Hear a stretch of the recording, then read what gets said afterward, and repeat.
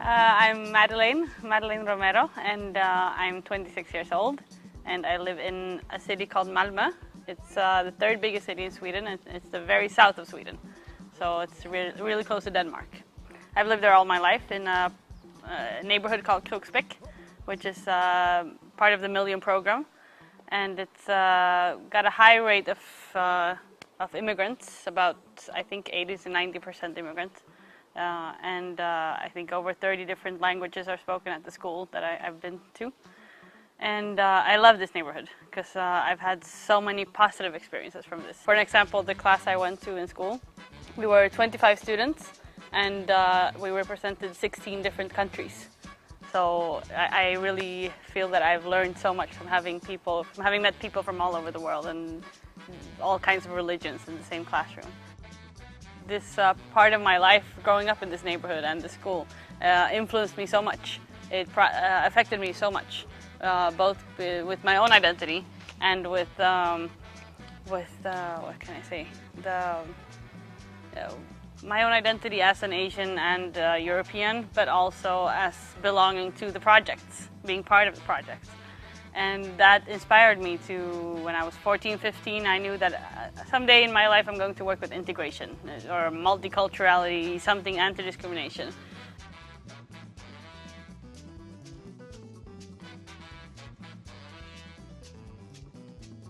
One good thing about Sweden is that once you get good grades, if you get top grades, all opportunities are open for you.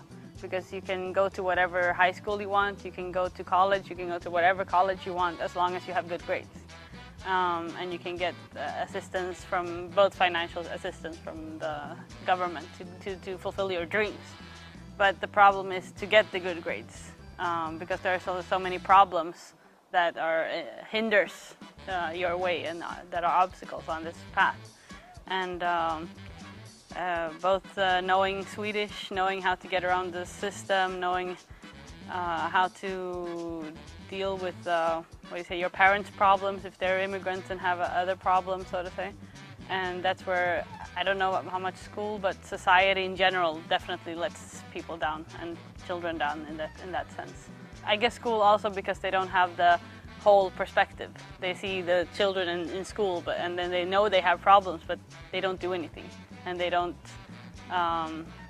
commit to the student that way. They do their job. A lot of teachers go to their job and they just do their job. They just teach the math, that's all, or whatever subject they have.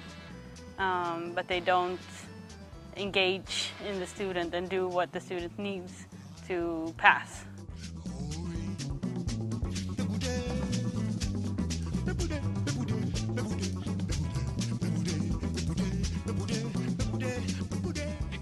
I was surfing around the net a couple of years ago, 2005 I think, early 2005, and I was going to all different kinds, Red Cross, Save the Children, and even like Turkish Muslim youth. I don't know how I got there, but I ended up there. And I don't remember what page, but one of the sites, they had a little ad about the Betweenship, that they were going to write an anthology, and if I wanted to, I could send in an email and tell them about myself. And I did. So I sent in an email. I was saying, who I am and what my interests are and stuff like that. And one of them, the founder, was the one who replied to my email, and his name is Patrick. And since then, we just kept on emailing because we had the same interests and we had the same, similar thoughts about what we wanted to do.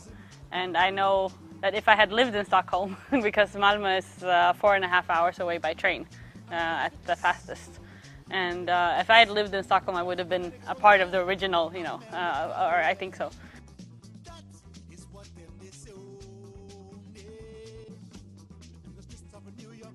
Patrick always nagged me about coming up to Stockholm because he wanted to meet me and I wanted to meet him, but I never had any reason to go here because I didn't know anyone else and there was nothing.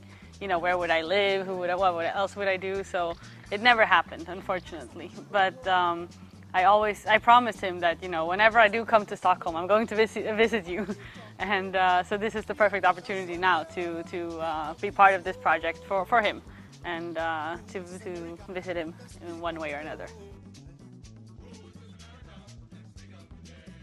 Well, I felt that this week has been a lot of fun actually, and it's been interesting.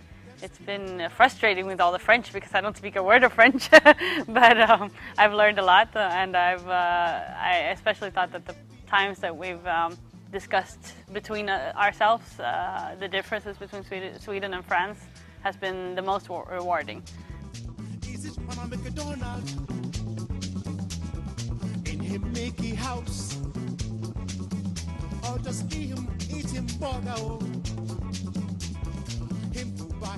Some of the children I have, or some of the, I keep calling them children, but they're young people.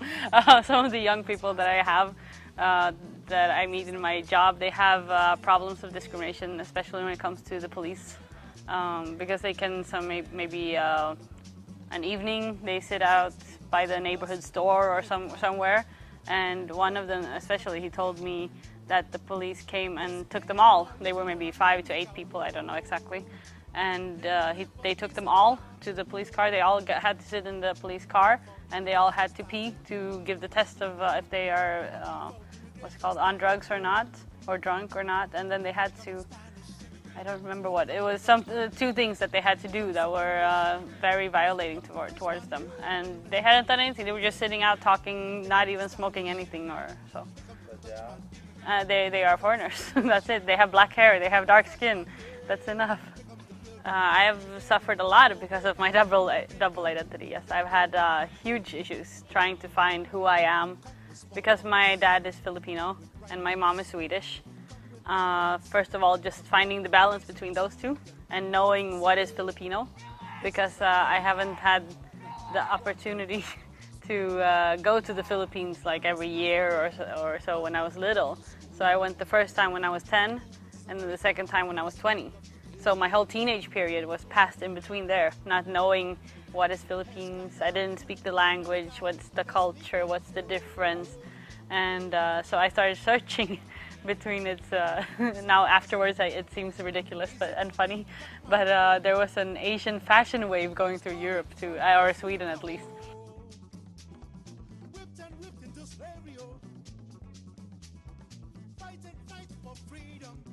When people ask me where I come from, it's disturbing because I am Swedish. My mother is Swedish. My grandparents are Swedish. I have I know that I have documented family history back to the 1700s in Sweden. So I am Swedish. There's no doubt about it. But when they ask me where I come from, it's the same thing as telling me you're not from here. You don't belong here. If I were full Filipino, it would be, I guess that would be the thing. If I was only Filipino, then I think it would be easier to accept, especially if I had migrated and moved to France or Sweden or wherever.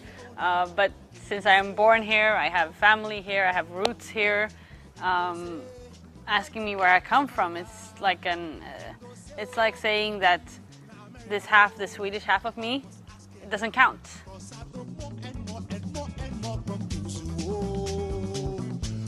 America, let's speak up today. Is he company worker or CEO? Is he soldier captain or soldier family? Is he labor organizer or police strike breaker?